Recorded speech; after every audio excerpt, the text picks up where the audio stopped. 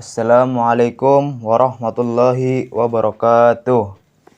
Alhamdulillahirabbil alamin wa bihi nasta'in wa ala umurid dunya waddin. Wassalatu wassalamu ala asrofil anbiya'i wal mursalin wa ala alihi wa sahbihi ajmain. Amma ba'du. Pertama-tama marilah kita panjatkan puja dan puji syukur kita kehadirat Allah Subhanahu wa taala yang telah memberikan kita berbagai nikmat, hidayah dan inayahnya. Yang saya hormati Bapak dosen selaku pengampu mata kuliah Filsafat Ilmu dan teman-teman PAIE yang berbahagia.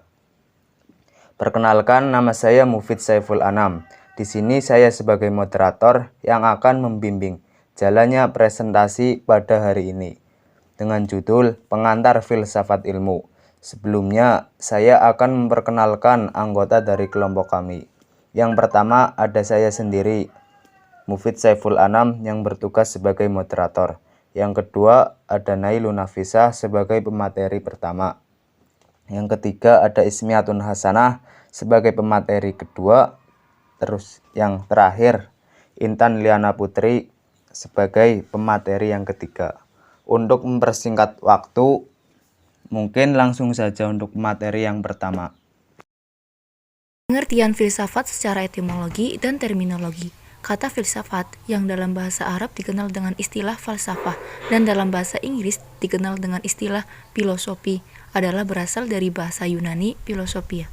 Kata filosofia terdiri atas kata philien yang berarti cinta atau love dan sophia yang berarti kebijaksanaan dalam kurung wisdom tutup kurung, sehingga pengertian etimologis dari istilah filsafat berarti cinta kebijaksanaan atau love of wisdom dalam arti yang sedalam-dalamnya. Sedangkan menurut terminologi, filsafat adalah ilmu pengetahuan yang mengenai segala sesuatu dengan memandang sebab-sebab terdalam tercapai dengan budi murni.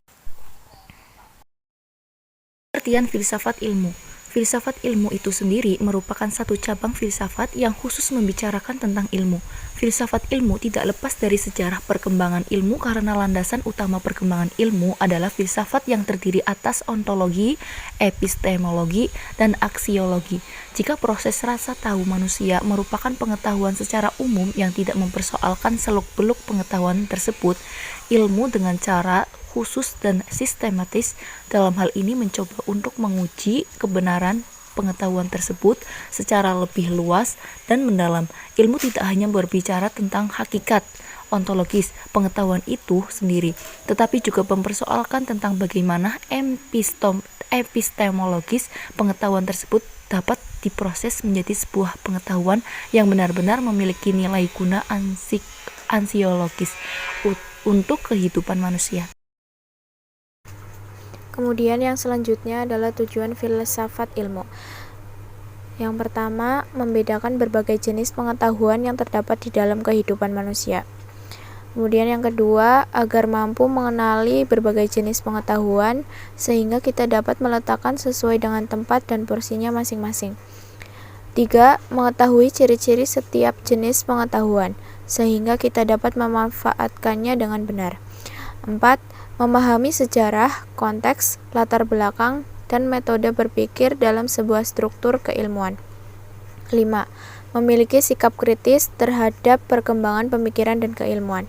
Dengan mempelajari filsafat ilmu, diharapkan mahasiswa semakin kritis dalam sikap ilmiahnya.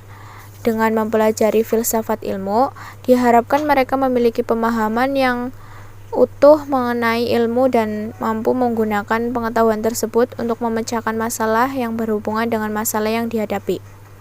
Kemudian, ruang lingkup filsafat ilmu. Pertama, menurut Peter Angeles, ilmu mempunyai 4 bidang konsentrasi yang utama. Kedua, A. Cornelius Benjamin, filsuf ini membagi pokok soal filsafat ilmu dalam 3 bidang. Ketiga, Israel Schaffer, lingkupannya dibagi menjadi 3 bidang, yaitu yang pertama peranan ilmu dalam masyarakat, yang kedua dunia sebagaimana digambarkan oleh ilmu, dan yang ketiga landasan-landasan ilmu. Keempat, menurut J.J. Smart, filsuf ini menganggap filsafat ilmu mempunyai 2 komponen utama, yaitu yang pertama bahasan analitis dan metodologis tentang ilmu. Yang kedua, penggunaan ilmu untuk membantu pemecahan problem. Selanjutnya ada objek kajian filsafat ilmu. Yang pertama ada objek material. Objek material adalah sesuatu yang dijadikan sasaran penyelidikan, seperti tubuh adalah objek material ilmu kedokteran. Yang kedua ada objek formal. Objek formal adalah metode untuk memahami objek material tersebut, seperti pendekatan induktif dan deduktif. Kemudian yang selanjutnya ada perbedaan antara ilmu dengan filsafat. Ada beberapa hal yang membedakan antara ilmu dan filsafat dalam konteks ciri dan karakternya. Yang pertama filsafat ilmu itu perbedaannya sifatnya holistik atau menyeluruh, mengacu pada nilai dan moral, sifatnya bebas nilai, subjektif, hakikat alam, normatif, dan deduktif. Lalu yang ilmu perbedaannya ada sektoral, sifatnya bebas nilai, objektif, alamiah, logiko, hipotetiko, verifikatif. Mungkin cukup sekian dari kelompok kami. Apabila ada kata-kata yang kurang berkenan, mohon dimaafkan. Saya selaku moderator pamit undur diri. Wabillahi taufiq wal hidayah. Assalamualaikum warahmatullahi wabarakatuh.